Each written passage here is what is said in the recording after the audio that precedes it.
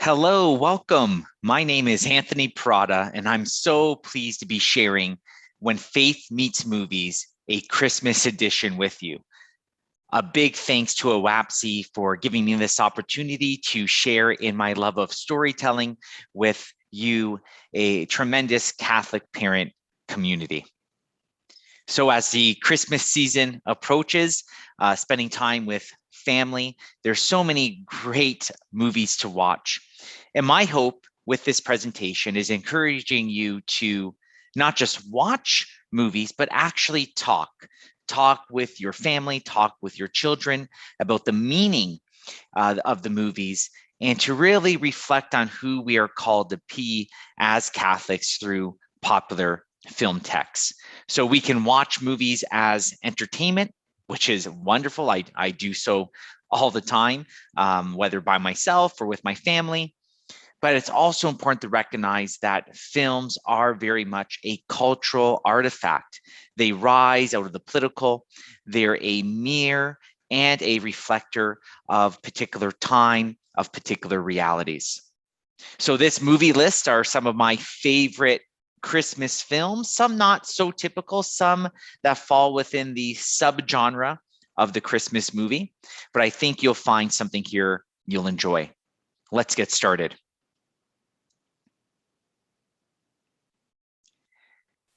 So first, please connect with me. If you watch any of these films and you want to share, you have some ideas, you want to have a debate, please reach out to me on Twitter. You can also visit me on my website. So just a bit about me, if you're wondering, why is this person speaking to us about film? Why is he speaking to us about media literacy, etc.? I am a professional filmmaker. I am currently a secondary school vice principal with the Toronto Catholic District School Board. But prior to education, I studied film and worked within film quite extensively.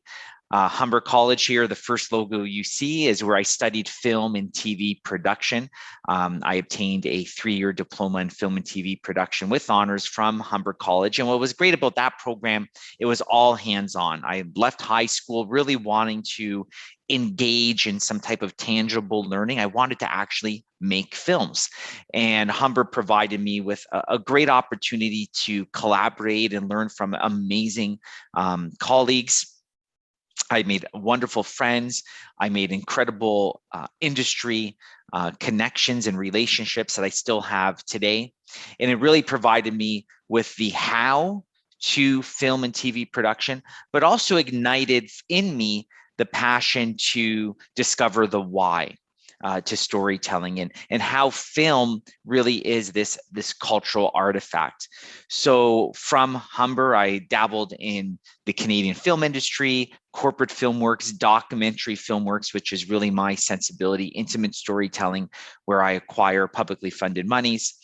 And I went to Brock University to study film. I'm from Niagara Falls originally, so started my studies in Toronto, came back home to study at Brock, where I obtained a degree in film studies with distinction. While at Brock, I also established the Focus Niagara Film Festival and the Niagara Film Society. These were great opportunities to engage with not only filmmakers, but the community, and to really talk about Canadian film and Canadian identity through film text. So that was a great learning opportunity for me. And through Brock, I also completed my bachelor's in education and communications technology, where for a number of years, I was a classroom teacher, teaching communications technology, teaching media texts, teaching media literacy, teaching students how to think and look critically at popular culture, but also to produce popular culture texts. And recently, I've completed my master's in education from Queen's University with a focus on media literacy and really giving our students the skills, the 21st century digital competencies to move from a place of input to output, where they can, as young people, leverage digital tools to show their learning and to share their story. And that really excites me, even in my role as a vice principal in a school community, where I can leverage all of these unique experience and work with students and staff and colleagues to engage them in storytelling, to engage them to share their own sensibilities, their point of view, their hobbies, their interests, and importantly, who they are.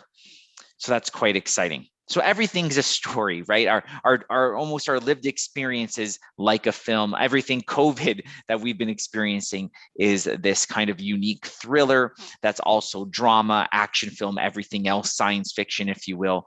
And sometimes I look at life as one great movie. That's not to say I don't take things seriously, but rather it's to say that there's story in every aspect of our everyday, and it's quite compelling. So looking to our COVID realities, we're going on to about 18 months of COVID. At the time of this recording, we have some stressors of a new variant. And the one thing that COVID provided us is with the opportunity to hopefully spend time with family. Now, everyone's COVID realities are quite unique and quite different. I know that my family was quite privileged during COVID to be safe.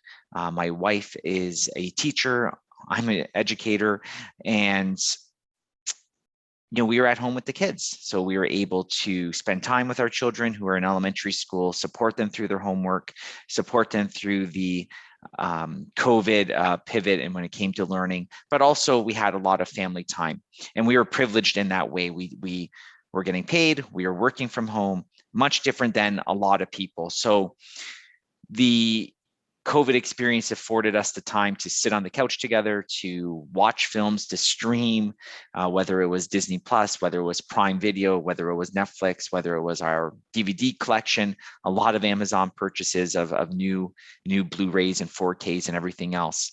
But what COVID did for not just my family, but I'm sure others, was provide that time to really engage in media techs, to look for entertainment, new forms of entertainment, and to engage in story. And whether it was a movie or whether it was what was happening in the world around us, perhaps in our neighborhoods, in our families, we were engaging and adapting to story. And story is quite powerful because it challenges us to learn, unlearn, and relearn about ourselves. When it comes to my own family, I have two, as I shared, elementary school children. I have Marco and Emma here in this picture goofing around in some nature and hugging and all those great things. But we are a family that really loves to go to the movies. Actually, later on this afternoon, I'll be taking my son to see the new James Bond film. Yes, he's 8 years old, but he wants to see Bond. He was really excited by the trailer. So he definitely wants to see that on the big screen. So we'll be COVID safe and wear our masks and pick a good seat in the theater, etc. We're big horror fans. We love a good horror movie. There's a picture here of me taking my kids, mask on, as you see, to go see Halloween. Yes, that's some pretty bad parenting. Took them to go see a pretty violent horror movie. But when you think about even genre texts like horror, it really rises out of the political. It rises out of our everyday. And when I take my kids to see a film like Halloween, I give them the heads up that, you know what, there's going to be some violence, there's going to be some profanity. This is make believe. These are a creative team bringing this together. What you should be looking at when you're watching the film, beyond the corn syrup, beyond the sound effects, beyond the lighting and the musical score, is who are these characters and how do these characters and the themes within the film connect to my everyday?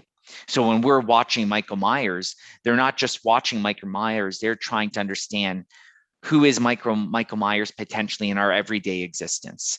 And what does this, white mask wearing person represent? And what's unique even about Michael Myers, if you know the character, that white mask really represents any one of us. Any one of us could be Michael Myers, who for whatever reason is tormenting and haunting and chipping away at the safety of our everyday. And there's a duality to him. So that white mask that Michael Myers wears is almost like a movie screen. Anything can be projected onto the face of Michael Myers. Now in the poster behind the kids and I, it's his mask is a bit tarnished, it's burnt. This is a sequel to a Halloween film where he's caught in a fire at the end of the film. So the mask is changing, his motivations are changing. And interestingly enough, in this movie, Halloween Kills, the townspeople become Michael Myers, so to speak. They go on the hunt, they become the predators, and they show their monstrous side. So it's really interesting when you look at film through this cultural context, film through the political, film through a genre discourse, that you start to understand that, hey, these stories produced by individuals have a point of view. You may not agree with the point of view, but it allows for, again, that learning, unlearning, and relearning, which means I've learned something in the past, perhaps. I'm now having a new point of view, so I'm unlearning things. And now then I'm relearning when I focus and I engage and I debate, etc. Now, importantly, through my experience as a Catholic educator, I've been a teacher for nearly 17 years, again, currently in the role of vice principal. But even in that role of vice principal, I engage within these Catholic graduate expectations, the Ontario Catholic School graduate expectations, our roadmap as Catholic educators to really nurture young people to be what God intends them to be. And these Ontario Catholic School graduate expectations are very much 21st century competencies. They're a pathway to inspire what we teach and how we engage with our young people in our school community. So what I've done with this presentation, When Faith Meets Movies, is look at popular Hollywood films through the Ontario Catholic School graduate expectations. So you as parents, as a family, can watch a great entertaining movie, but understand this particular Ontario Catholic School graduate expectation and then engage in conversation. This way, after the movie, it's not just, hey, okay, bye, let's go our separate ways. Maybe you have a hot chocolate, maybe you sit down at the dinner table, you're talking about the movie, you're engaging in conversation, you're engaging in the power of story. And that's so critical. When I watch a movie with my kids, we're talking about it for days afterwards. It's not just, let's go to the theater or watch a movie on Netflix. It is, let's watch, let's digest it, let's talk about it. And then I provoke conversation. Now, again, for me, it's a bit easier. That's my background. That's my passion. It's something I wear on my sleeve, even in my everyday in a school. I'm a movies, films, storytelling's in my DNA, so to speak, and it's part of my fiber. So to talk to my kids and engage them, even in prodding about genre, etc., and the political, that's what I study. That's what I know. But that doesn't mean that you don't. Every day, again, is storytelling. And if you're like a cinephile, which means you love cinema, you love movies, you're going to read, you're going to engage as a self-directed learner and find more information about whether it's a film text, a particular film, or a genre. This is an important quote to just contextualize the presentation. When we talk about 21st century skills, people often reduce them to skills for the workplace and skills involving technology. And we're actually talking about skills for creativity, for civic engagement, for social life, the full range of experiences that young people will be involved in the future. And that's where storytelling is so important. When we're watching films, we're engaging with world situations and characters that may differ from who we are. And it's through these particular films that we can know a bit more about ourselves. We can know a bit more about our potential biases, our blind spots. We can learn about other people and their circumstances. It's through storytelling that we are actually talking again about the skills for creativity, for civic engagement, for social life, the full range of experiences. That's what story provides. So we have to move our students and our children away from just consumption, let's watch for an hour and a half and move on, to actually an output, dialogue, and who knows, perhaps even telling their own stories in a new capacity. Now, this is speaking directly to some educational speak around what we heard, well-being in our schools, strength in our societies. This relates to what's happening in schools today and the need for story. If you have children in a publicly funded Catholic school, you know that COVID, the last 18 months, has been hard. You know, even for my children, no matter how much privilege there is, it's been tough. It's been tough on them. It's been tough. They've been isolated from friends. They've been isolated from classmates, from teachers. They haven't been able to readily see family. Their regular routines have been impacted. So their well-being most certainly has been rattled a bit. And just like you parents watching this, I'm sure there's been difficulty in your own personal lives that has been rattled a bit or extensively by COVID. So that well-being is so critical. And when we talk about well-being in Ontario schools, this is what is really at the focus of my efforts in my current role, but even as a parent, monitoring, working, and nurturing my own children who are in elementary school.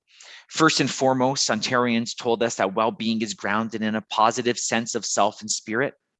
It is reflected in the student's sense of personal identity and self-worth, and an optimistic and hopeful view of life. Students told us that being connected, having a sense of belonging at school, and feeling like a respected and valued member of the school community are critical. So think about that, this idea of inclusion, this idea of sense of personal identity and self-worth, an optimistic and hopeful view for life. How can that be achieved? Think about that. How can that be achieved, whether you are a teacher in the classroom, whether you are an administrator like myself, whether you are an EA, whether you are a CYW, a child and youth worker? How can that and all of this be actually nurtured? It has to rise from story. It has to rise from providing students with tangible and authentic and real opportunities to not only engage in understanding story, but to actually produce story, to share a sense of who they are. And then when we share as a community, we become responsive, we engage, we get to know and understand each other. So for example, at my current school, St. Oscar Romero Catholic Secondary School, which I'm so proud to be the vice principal of, I've been working with staff and students to model storytelling. We've created a new school website. Within that website, students and teachers are blogging, they're writing reflections, they're sharing learning artifacts. I always have a camera on hand. I'm working with a group of students who are documenting student learning throughout the school. We're interviewing students. We're asking about their passions and their interests. We're asking about their favorite subject.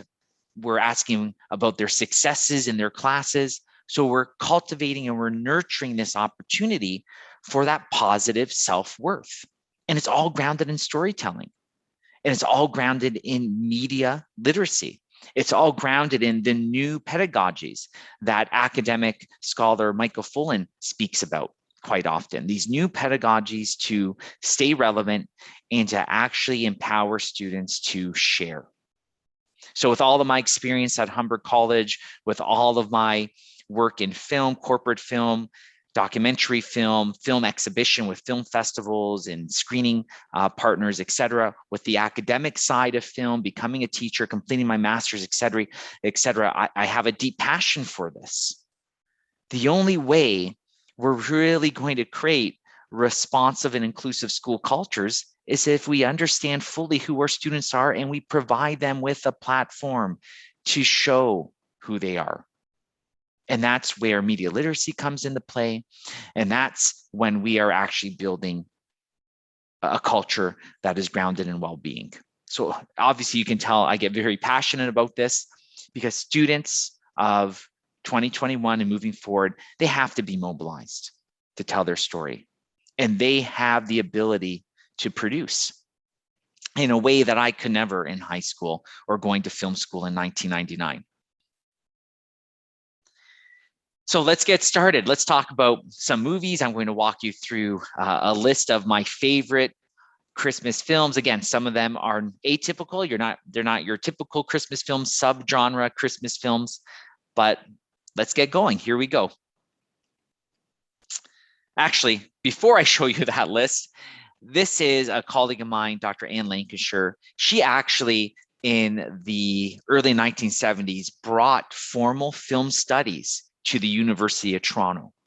So when she became a professor at the University of Toronto in the late 1960s, she was an English lecturer, she was an English professor, and she was recognizing the shift from traditional literacy texts to film texts, and pivoted and brought to the University of Toronto what has become an established film academic program.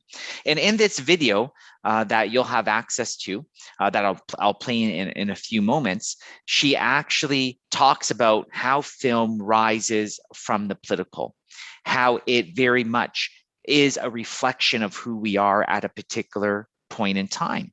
So each film in each genre, if you will, it's a mirror. We're seeing ourselves. It's a projector. It can influence and reflect our point of view, but it's also a time capsule where we can reach back and understand a point in time. Again, that's learning, unlearning, and relearning. So in this video, she talks about science fiction film, horror film, etc. I think you'll find it very interesting. And then we'll jump into the movie list. Here we go. Dr. Anne Lancashire from a resource that I produced for the Catholic Curriculum Corporation titled The Catholic Film Reader.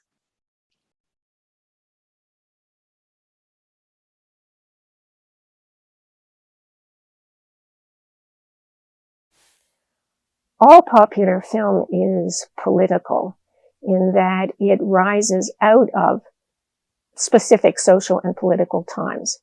It can't help but reflect those times. And it also will then either not question the times that it has risen from, or it may question those times. Sometimes it does this unintentionally. The filmmaker isn't really trying to comment socially and politically. But good popular films do this intentionally. The filmmaker is trying, through the images he uses, the plot, the characters, all the various techniques that go into the movie making, to comment on social and political issues. For example, back in the 1950s, monster movies became very important. And you can look at these simply as people like seeing monsters, and they like watching monsters being destroyed. But the most intelligent of these films were deliberately Cold War films. And the dialogue in some of them makes this absolutely clear. There's no mistaking it. In others, you have to look a bit deeper at the way the images work. At the time of the Cold War, people were terrified of atomic warfare breaking out between the United States and Russia. And atomic fallout created all kinds of possible abnormalities in people, in nature. And the fears of people in the Cold War of these kinds of changes that would be brought about if war actually broke out are figured in these monster movies. The monsters are people's fears of all the terrible things that could happen in atomic warfare. And then the monsters are ultimately defeated. Science fiction film in particular is a way of distancing issues that people feel very, very strongly about in their own time and making them easier to deal with. People can deal with these issues at a distance, as it were, through science fiction, through pretending these are things that really don't exist. I don't think you can understand most of the science fiction films of the 1950s without understanding that they're a product of fears of atomic warfare, of the Cold War, in many cases of the Korean War. These films can still be enjoyed today in terms of their special effects, although they aren't very special compared to the special effects we have today, in terms of the stories they tell, in terms of their characters and whatnot. But these films become a lot more enjoyable, a lot more meaningful if we look at them in relation to the social and political times they came out of. The same thing is true if we look at films today. Steven Spielberg's Minority Report, for example, is a film that came out of security concerns at the end of the 20th and beginning of the 21st century, where people seem to be losing their freedoms in order to try to protect themselves, and how politicians would use people's fears to manipulate them in this way. The latest Star Wars films of George Lucas, the second Star Wars trilogy, the prequels trilogy, so-called, is about politics, about how unscrupulous politicians can gain power by manipulating people through their fears. And that trilogy came out from 1999 to 2005 at a time when there was a great deal of public conversation about how far does one go to curtail public freedoms in order to create public safety. The films are a part of that conversation, and they really can't be understood without being seen in that context. And they become much more interesting and much more intellectually demanding and much more a part of a meaningful conversation when we consider them in terms of that political and social context.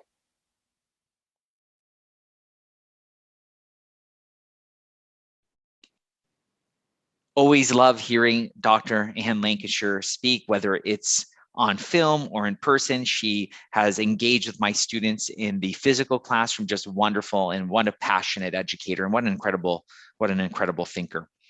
So here we go, a discerning believer, the Ontario Catholic School graduate expectation of the discerning believer, a discerning believer formed in the Catholic faith community who celebrates the signs and sacred mystery of God's presence through word, sacrament, prayer, forgiveness, reflection, and moral living. And what film does this better than It's a Wonderful Life, where George Bailey not only has to discern about his place in his community, but if there is a God, he feels slighted at times. He's this good man who makes morally guided decisions. He's family committed, but it always seems that he's been giving rather than receiving. And then if you know the film, he goes into crisis and he wants to take his own life because there's more monetary value for himself passed away in his mind than if he's alive. And when he meets the angel to be, he has to really reflect and understand the gifts that God has given him. And that really is very much his selflessness, his servitude, that he understands the importance of community. And George very much engages in God's presence through word, through sacrament, and through just moral living. So if you know the film, it's a magical one. It's a Christmas one, directed by Frank Capra. It's actually just been restored in glorious 4K. If you have a 4K player at home or a 4K television where you can download and from Google Play Store or Apple, it's gorgeous. It's a great 4K edition. They've done a tremendous transfer of it. So It's a Wonderful Life. Die Hard. Yes, Die Hard is a Christmas film. I'm colleagues with Stephen D'Souza, who is the screenwriter, co-screenwriter of Die Hard. Stephen has engaged with students of mine. I've interviewed Stephen on a number of occasions for different works that I was doing. And from the writer of one of the most significant action films of all time, yes, Die Hard is definitely a Christmas film. And if you think about Die Hard and you know Die Hard, it's all about effective communication. So an effective communicator is someone who speaks, writes, and listens honestly and sensitively, responding critically in light of gospel values. Think about John and what he has an inability to really do. Yes, he's an action hero, a reluctant one, right? He's very much an anti-hero. He doesn't go to Nakatomi Towers to meet his wife expecting to engage with terrorists, by no means. There he is. He's not that kind of hard body Sylvester Stallone, Arnold Schwarzenegger character of the 1980s. In fact, the character of John McClane makes a sarcastic comment about the fact that the terrorists have enough explosives to blow up Arnold Schwarzenegger, right? So the casting of Bruce Willis was quite interesting because it was going against type. An 80s action hero was that hard-bodied, strong, larger than life, indestructible caricature that was really rising out of Reagan America, all about reestablishing American strength. So you had the Arnold Schwarzeneggers, the Sylvester Stallones, the Dolph Lundgrens, etc. And here's Bruce Willis, who's your average type of guy. And he arrives at Christmas time to meet with his wife, who he's estranged from. And right away, when we meet him and his wife, they get into an argument. And it seems to be really him who's the antagonizer here. And then, right, all the action happens, excuse me, throughout the film. And he's going through a crisis. He doesn't think he's going to make it. And then he has a great conversation with a police officer, Sergeant Powell, who's, very much his partner on the outside. And he talks about his wife, and he asks Sergeant Powell to let Holly know that he's sorry. He says something of the like that she has heard me say I love you 1,000 times, but she's never heard me say I'm sorry. And so the whole film, Die Hard, is not only just an action film that takes place at Christmas, but it's an action film that takes place at Christmas, which is grounded in redemption, which is grounded in the need to be honest, the need to be vulnerable, the need to ask for forgiveness, the need to be reborn, the need to apologize and be truthful and be respectful. All the things that John is having issues with in terms of his wife and the relationship that he has with his wife. John is not an effective communicator at the onset, but we see he has the ability to be. So that's a different way to look at the film. I'm looking at it through this particular character who has an issue at being an effective communicator. We meet him knowing that he's estranged from the wife. We see him engage with his wife, and we see that he's imperfect, that he's not really seeing her, that she had the opportunity to progress, but he wasn't supportive. And then he says, tell her that I'm sorry. He realizes what's been his inability. So Die Hard, it is a Christmas film. Okay, it is a Christmas film. A reflective, creative, and holistic thing. I love musicals. I cannot wait for Steven Spielberg's West Side Story. It's been screened already for critics. It's got, I think, 95, 96% on Rotten Tomatoes. So I can't wait for that film to come out. I love musicals. And a reflective, creative, and holistic thinker is someone who solves problems and makes responsible decisions with an informed moral conscience for the common good. So here's White Christmas, directed by the filmmaker who directed Casablanca. It's one of my all-time favorite traditional Christmas films. It is a backstage musical, which is a genre of musical where you actually, as the viewer, get to see the happenings of the musical, the making of the musical.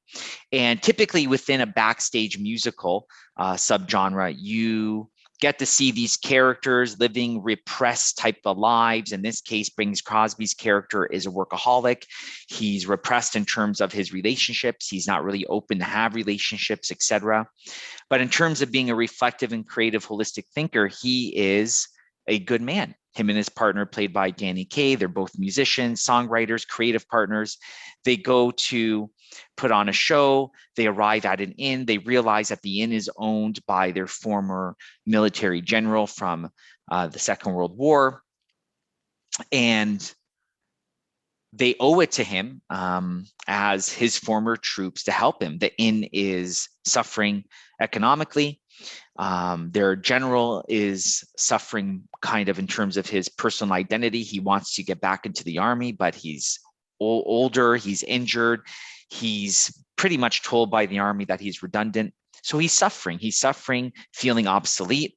And you have these two creative characters say, hey, let's put on a show. Let's bring our old troops back together. Let's put on this huge production that will not only advertise the inn that our old general owns, but that will show him that he's loved and that he matters and that his leadership during the war not only protected us, but inspired us to be great people afterwards. And that's really at the heart of the film, is that they problem solve, they create, they think quite uniquely, they innovate to put together this incredible production to give back to a friend who they lost touch with, a friend who they could not connect with easily. This is pre-Twitter, pre-Facebook, pre-Instagram, a 1950s film, but they give and they innovate. It's just a magical film. Love it.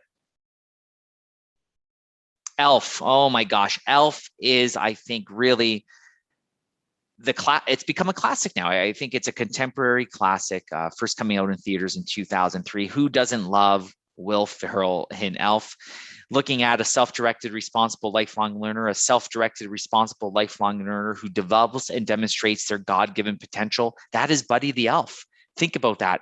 Here he is crawling into Santa's toy bag as a baby, goes to the North Pole. He's raised amongst elves. He's adapting to his environment, not knowing that he doesn't really belong, if you will, as a human, even though he most certainly does belong within that loving place. But he goes to New York to find his birth father. And throughout his journey in New York, if you know the film, it's turbulent, it's hilarious, it's loving, it's charming, but he's learning. He's learning every step of the way. And he's doing so with a great intrinsic motivation to thrive. He's doing so with a lot of love, a lot of passion, a lot of excitement, with a lot of vulnerability. And he's kind. And for any person watching the film with young people, this is an inspiring film to engage with your child about what it means to be a self-directed, responsible, lifelong learner, to be like Buddy the Elf, to be vulnerable, to be creative, to look for new opportunities, to break out of your shell, to break out of your comfort. That's what he does. And that's what being a self-directed, responsible, lifelong learner means. Scrooge. Oh boy, love it. From the director of Lethal Weapon. This is not your typical Christmas Carol, Bill Murray. If you're an 80s person like me, you know Bill Murray, just a huge star in the 80s and 90s, and still is. Who doesn't love Bill Murray? A collaborative contributor who finds meaning, dignity, and vocation in work, which respects the rights of all and contributes to the common good. So that's not really Scrooge at the beginning. So this is Scrooge. This is a film that is inspired by The Christmas Carol, inspired by Dickens' classic, but this character played by Bill Murray is not Ebenezer Scrooge. He's Ebenezer Scrooge-esque. So his character is like Scrooge, and he is a television executive. He has no moral guidance. He's cruel. He's vicious. He doesn't have a great relationship with his brother. He's nasty to his staff, etc. But that's because he suffered some real trauma in his life, just like Ebenezer Scrooge in Dickens' classic. And he doesn't work well with others, just like Scrooge. So he's been Scrooged, if you will. And what's wonderful about this film when you're watching it as a family is to really have conversations about what does a good teammate look like? What does, not in terms of body, if you will, in terms of intrinsic motivators, okay? And that's important. We don't want to be that Ebenezer character who cannot form relationships, who cannot be vulnerable, who cannot value or see value in the input of others. It's all about creating that respect. And so at the beginning of the film, just like the classic tale, that respect isn't there, right? Scrooge is not a collaborative contributor, but he learns to be. He learns and values the need to be such a contributor in his community. Great, so funny, so well done, this film. Dark, it's a dark comedy, great classic. How the Grinch Stole Christmas, again, just a great classic family film. And it's really grounded in a Carrie family member. And Cindy Lou Who, you know the story, is very much that. A caring family member who attends the family, school, parish, and the wider community. She just wants everyone to get along. She feels terrible that the Grinch character is marginalized as an outsider. And she's concerned about the obsession with gifts and wants. instead of needs during Christmas. So she really reminds us what the true Christmas spirit is all about. And what a great message with kids during Christmas, right? We have to even have conversations with our own children about this is a time that we're celebrating Jesus Christ's birth. It's not, just a time where it's all about presents and Santa and what we want.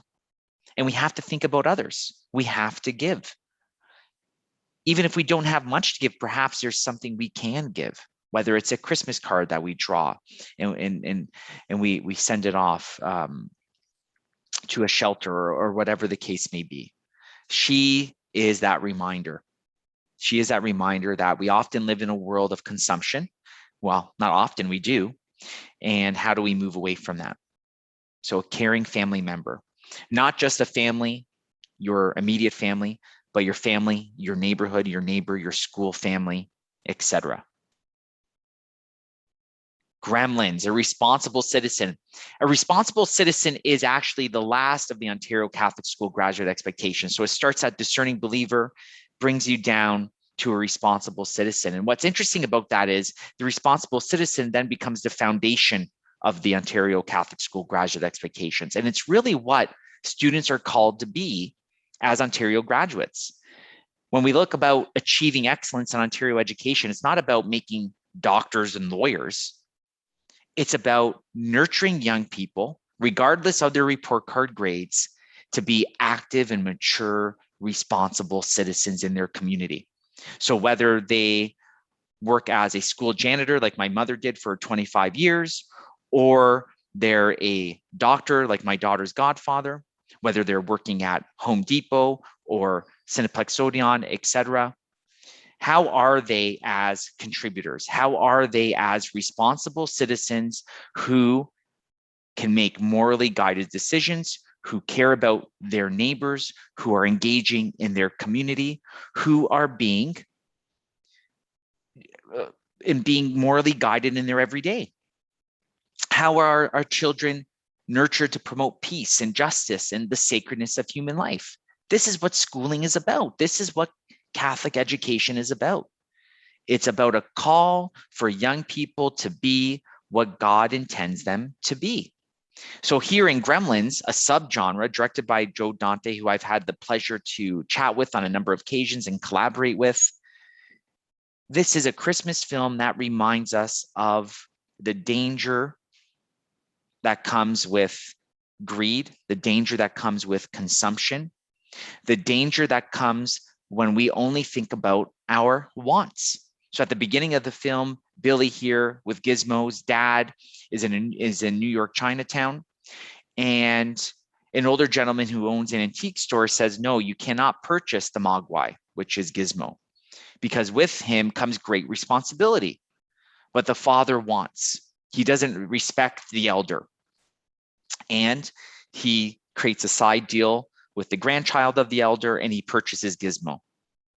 And then Gizmo, if he's not handled well, if he's fed after midnight, if water spilt on him, etc., can become this monstrous gremlin who just consumes. So within this Christmas town, this small town America, this obsession with wanting without this reality of not following rules create these monsters who will stop at nothing, that will just consume. So it's an 80s American film that is not your typical 80s American film. It's not Back to the Future that celebrates the traditional conservative American family, where Marty McFly comes back to 1985 and his family's rich and there's a beautiful car waiting for him, etc. This is the other side of the North America, the Western world that just wants. So Billy here has to fix his father's mistakes. His father purchased without permission the Mogwai from the grandson of the store owner. He was greedy. He just wanted without fully understanding the realities. And then Billy now has to go into adult mode and save the day. And the scene at the end when the elder comes back to pick up Gizmo's perfect, because it's a commentary on Western society, and one that's, whether it's 1984 or 2021, is still very pressing. One of my favorite films of all time from one of my favorite filmmakers, a great Christmas film. So all of this, when we're watching the films, is about input. We're consuming. How about output? Getting our students, our young kids at home, to produce. And they can do so if they have a phone, right? Here's a phone, shoots 4K. Think about this, that I had to go to film school in 1999 to learn how to make movies. It was abstract. It was very rare to have, a modern mini DV tape camera, which I did have. I was blessed and fortunate to have even in high school. But when I went to film school, I was shooting on 16 millimeter film. I needed access to equipment, to gear. I needed to get into film festivals. You needed to have exhibition. Now, a young person can shoot 4K, edit 4K on their phone using iMovie, for example, and then broadcast to Instagram, broadcast to YouTube. They are a one-stop movie studio. It's really inspiring. So here's WeVideo. And I'm promoting this. I'm not getting anything from WeVideo, but my daughter, who's 11 years old, has an account. It's about, I think, $100 for the year, and it's web-based. But she, at 11 years old, has produced some great videos using WeVideo, whether it's a family trip to a local park and she's documenting it, or actually telling a bit of a story with friends, and scripting and storyboarding and shooting and editing. It's all about moving her from a place of consumption to output. So moving her from a place of input to a place of output, just to clarify. So we're input when we're watching, we're output when we're producing. So perhaps there's an opportunity at home for your students to tell a story, and anything can be a story, whether it's a 1-minute film, whether it's a 20-second film, whatever the case. If the Toy Story films, if Pixar, in fact, has showed us anything, that there's story in the everyday. So I encourage you, whether it's on your phone using iMovie or a Android product, whether it's downloading a trial of WeVideo, you can shoot on your phone, upload to WeVideo through Google Drive. It's quite an impressive software. Not one that I would use professionally, but hey, for an 11-year-old like my daughter, or an 8-year-old like my son, shooting and editing, it's perfectly suitable. But it's also just, again, about moving them from a place of consumption to output, moving them from that place of input to output. Tell a story, engage, think critically, be creative. Live your faith in the stories that you're sharing. It's so powerful, and it's fun, and it's creative, and it's an active use of technology. It's not just them sitting. They're up, they're doing, they're creating, they're producing. I love it. I get excited about it, as you can tell. So here we are, the conclusion of When Faith Meets Movies, the Christmas edition. Please follow me on Twitter. I would love to hear your thoughts about the movies you're watching, or have watched, or plan to watch. If you have any recommendations, connect with me on Twitter. Visit my website. If you are part of a Catholic school council, parent council, I would love to engage with your school community, talk about media literacy, talk about this idea of moving from input to output, talk about the responsible use of digital technology, talk about this idea of storytelling, to be responsive and to really be at a place where students feel fully seen. And that's what story allows. So I wish you and your families a blessed Merry Christmas and a joyous New Year. Wishing you all the best. Stay safe and enjoy some Christmas movies.